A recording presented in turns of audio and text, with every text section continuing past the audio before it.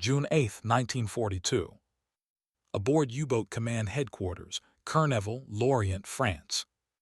A cold Atlantic wind rattles the shutters of the concrete bunker as a young Kriegsmarine signals officer hurries down the corridor with a freshly decrypted American naval dispatch. His boots echo across the damp floor. The smell of salt water and diesel hangs heavy in the air. Somewhere deep in the base, a typewriter clacks nervously, as if keeping time with the war itself. Inside a dimly lit operations room, Admiral Karl Dönitz studies a map crowded with pins and strings, red for Allied convoys, blue for U-boat wolf packs. He barely looks up as the officer steps forward, breathless, offering the report. Dönitz takes it without a word. The room is quiet enough that you can hear paper sliding against his gloves. Officers nearby lean in slightly, pretending to focus on their own charts. They know the tone of these moments. Good news carries its own energy, but bad news moves like a cold draft across the skin. Inside the dispatch is a single line that stops Dönitz mid-breath. USS Hammann replaced an operational schedule already assigned. He reads it again. The USS Hammann, a destroyer sunk at Midway only days earlier, is already being listed for reassignment. Impossible. The Americans couldn't rebuild a frontline destroyer that quickly. No Navy on Earth could. But the numbers are there: hull replacement underway, berth cleared at Pearl Harbor, parts already on the move from West Coast shipyards. In Germany, constructing a single warship took months, sometimes years. Here, the U.S. appeared to be replacing a destroyed vessel in mere weeks. The admiral lowers the paper, and the room grows still. A few feet away, Captain Lieutenant Ernst Merler, a logistics specialist, whispers under his breath, "Das kann nicht stimmen, it can't be accurate."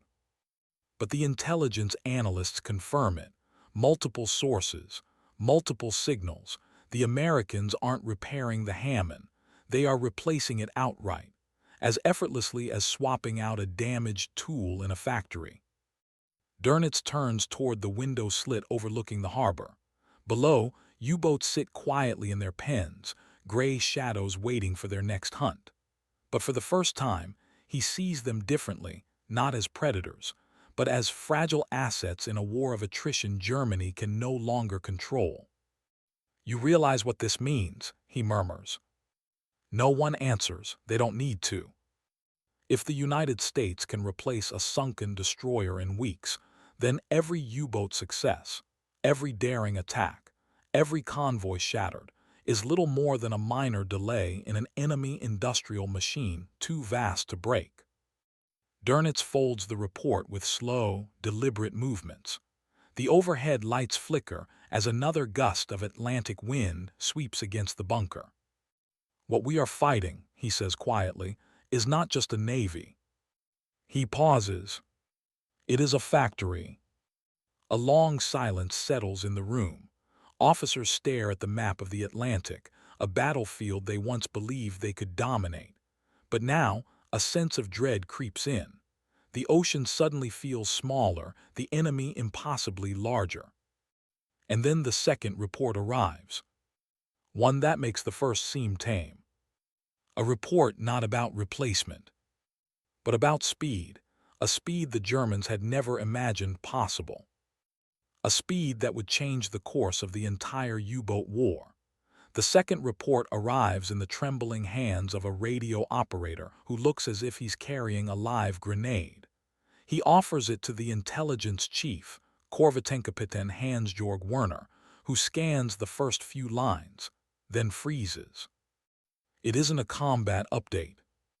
It isn't even a routine, logistical bulletin. It is a production manifest, a summary of American naval output from the first half of 1942. Werner's eyes narrow. He reads it again, slower this time, as if the numbers might rearrange themselves into something more believable. Behind him, the bunker rumbles with the distant thunder of U-boat engines preparing for deployment. Men shout orders, wrenches clang, fuel pumps whine. Germany's submarine fleet, The pride of the Kriegsmarine is alive and restless. But Werner suddenly feels as if he's standing in a museum. An artifact of an old war. A war that no longer belongs to Germany. He hands the paper to Admiral Dönitz. "Sir, you need to see this." Dönitz takes it. The wrinkles in his forehead deepen instantly. 16 Liberty ships completed this month. 20 more already launched. Destroyer hull sections prefabricated on the west coast and ready for assembly. Full vessel turnover time approaching 30 days. 30 days. A murmur ripples across the room like a chill passing through a crowd. In Germany, 30 days isn't enough time to finalize a keel. In 30 days, a ship might not even be halfway riveted. But here, the Americans are mass-producing ships the way Germany produces cars or radios. Merler steps closer, his voice barely steady. This can't be accurate.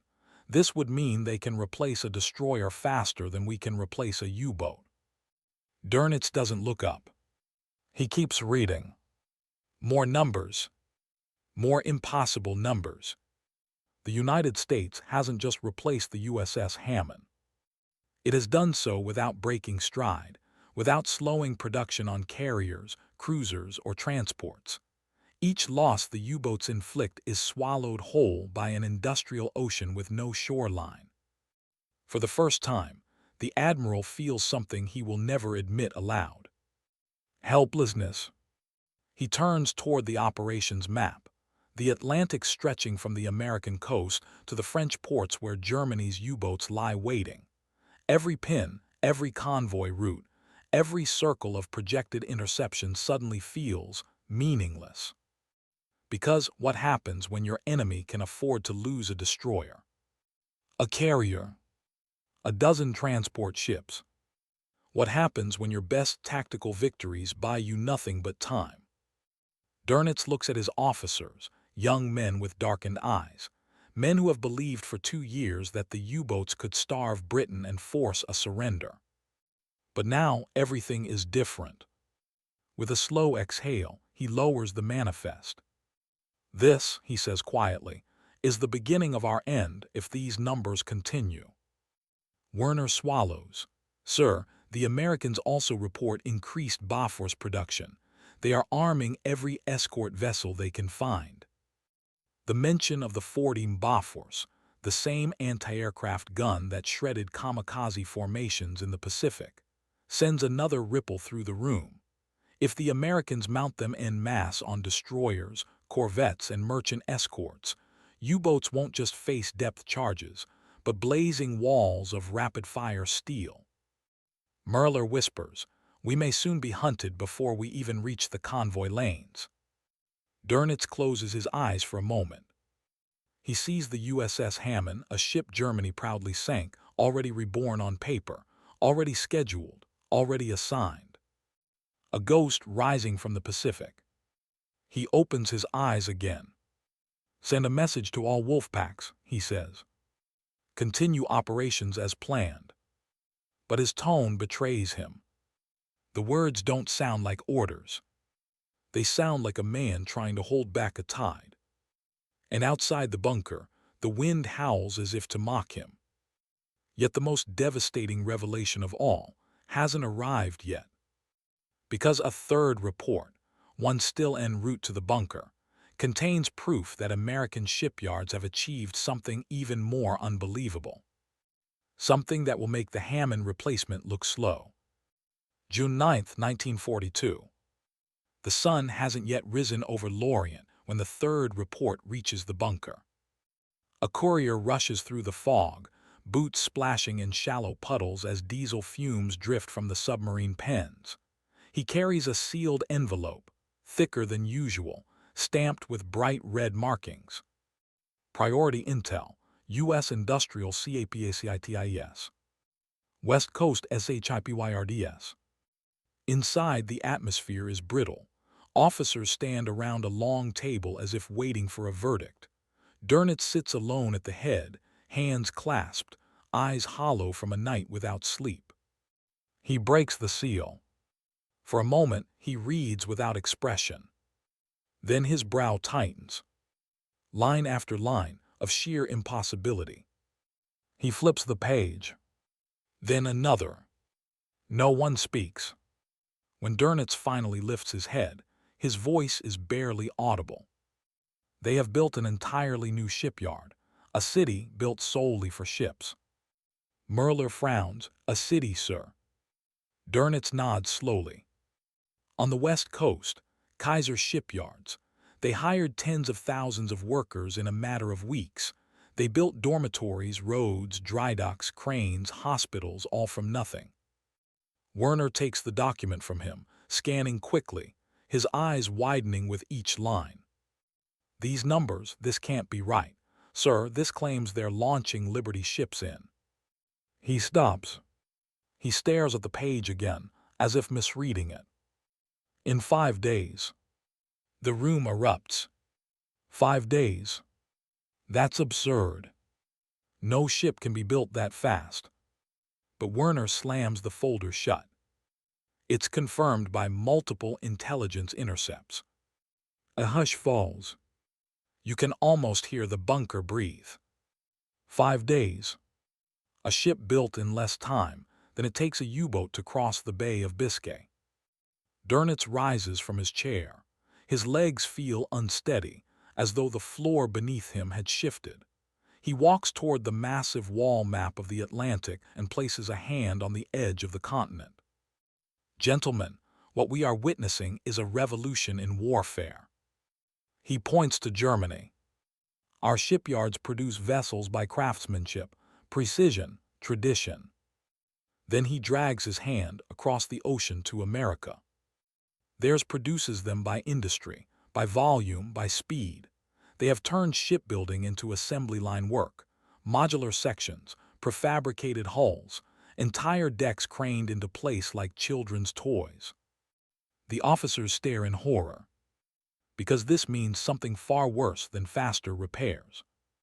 It means the Americans are scaling their fleet to a size no nation can counter, not Britain, not Japan, certainly not Germany. In the corner, a young signals officer mutters, "How can we possibly sink them faster than they can build them?" No one answers. The truth is unspeakable. Dönitz's eyes drift to a photograph pinned on the wall, U-boats lined up in proud formation, sunlight glinting on their conning towers. He remembers the early victories, the happy times, the belief that the Atlantic belonged to Germany. Now he wonders if those days were just illusions. Werner turns another page of the report and reads softly. Kaiser Shipyards expect full destroyer replacement cycle to fall below 3 weeks, once new dry docks become operational. 3 weeks. 3 weeks to replace the Hammann. 3 weeks to erase a German victory. 3 weeks to restore balance the moment it's disrupted. Dönitz feels his throat tighten. The room's silence presses against him like deep water. "We are fighting a nation," he says slowly, "that can lose a destroyer in the morning and schedule a replacement before the sun sets." A long pause. And they are learning faster than anyone expected. Outside, a submarine horn bellows across the harbor, a deep, haunting sound that once promised domination. Now it feels like a warning, a reminder that the ocean is changing, that the hunters may soon become the hunted. And yet the reports are not finished. Another page waits at the bottom of the stack. A page describing a shift so dramatic, so sudden, that even Dönitz, master of the Atlantic campaign, feels a tremor of disbelief. A page showing why American shipyards moved so fast, how they achieved the impossible, and who made it happen. Dönitz lifts the final page from the dossier. It feels heavier than paper, as if the truth printed on it carries its own physical weight. He reads the first line and stops. A name. One he has never heard before. Henry J. Kaiser. The room leans in, officers quietly exchanging puzzled glances. Kaiser is not a naval architect, not a shipwright, not a lifelong engineer, not a military man. He is a builder, a civilian. Dönitz reads on. Kaiser never designed warships. He designed roads, dams, massive industrial works stretching across the American West. Der Dambauer, Merler mutters, the dam builder. Werner answers before Dönitz can speak. He helped construct the Hoover Dam. Now the officers understand. Not the details, not the technical aspects, but the scale. Because Hoover Dam wasn't just concrete. It was logistics, planning, manpower, and machinery on a scale no European nation could match. A project so vast it looked more like a monument to the future than anything belonging to the past. And now that same man, that same mind, had turned his attention to shipbuilding. Dönitz continues reading. Kaiser didn't accept traditional naval shipyard practices. He didn't accept the idea that ships needed years to build. He didn't accept the concept of slow craftsmanship. Instead, he asked a single question. Why can't a ship be built like a locomotive? In parts, in sections, assembled instead of crafted. The answer launched an industrial miracle. Kaiser established factories to build hull segments like puzzle pieces. He trained workers with no shipyard experience, steelworkers, homemakers, carpenters, students, thousands of them. He converted automobile assembly line logic into naval production lines. And the results? Dönitz feels heat rising in his chest. Look at this, Werner says, trying to steady his voice. Each hull section arrives fully complete, wiring, piping, insulation already installed. They simply move them into place and bolt. He snaps his fingers. Bolt. Dönitz clenches his jaw. Germany forges ships. America assembles them. Kaiser isn't building ships, he's manufacturing a fleet. The admiral paces slowly back toward the map, his boots echoing in the quiet. Outside, dawn light creeps through the narrow window slits, casting long shadows across the room. As he walks, a realization settles into the minds of everyone present. This isn't naval warfare anymore. This is industrial warfare. And Germany has entered it with the wrong weapons. Werner flips to a photograph included with the report, a black and white still of Kaiser Shipyards. Cranes towering like giants. Workers swarming over steel frames. 3 Liberty ships lined up, half complete like product models. Floodlights bathing the yard in stark brilliance, making night look like day. Another officer exhales sharply. If they can do this with cargo ships, imagine what they'll do with destroyers, with escorts, with carriers. Dönitz doesn't answer. He's already imagining it. And the picture is terrifying. In the early years of the war, U-boats were wolves in an empty sea. Now he sees a future ocean filled with prey that cannot be killed fast enough, prey that regenerates, multiplies, grows faster than the wolf pack can devour it. He turns back toward his staff. This Kaiser, he says, does he work alone? Werner shakes his head. No, sir. The Americans have entire boards of engineers behind him, massive federal funding, thousands of suppliers, millions of workers. He is not a lone genius. He hesitates. He is a spark, and the United States is the fire. Silence. Dönitz folds the report shut, but the numbers inside remain burned into his mind. The Hammann was not the miracle. The Hammann was proof of the miracle. A single ship replaced in weeks. But what happens when that ship is one of hundreds? One of thousands? The Germans built their U-boat fleet on the belief that the enemy could be strangled, slowly, methodically, fatally. But Kaiser has shattered that logic. Because how do you starve a nation that feeds itself faster than you can take the food away? Dönitz closes his eyes for a moment. Then he speaks. "Prepare a full operational reassessment of Atlantic strategy," he says. "Everything must be reconsidered." His officers nod, but their expressions betray a deeper fear.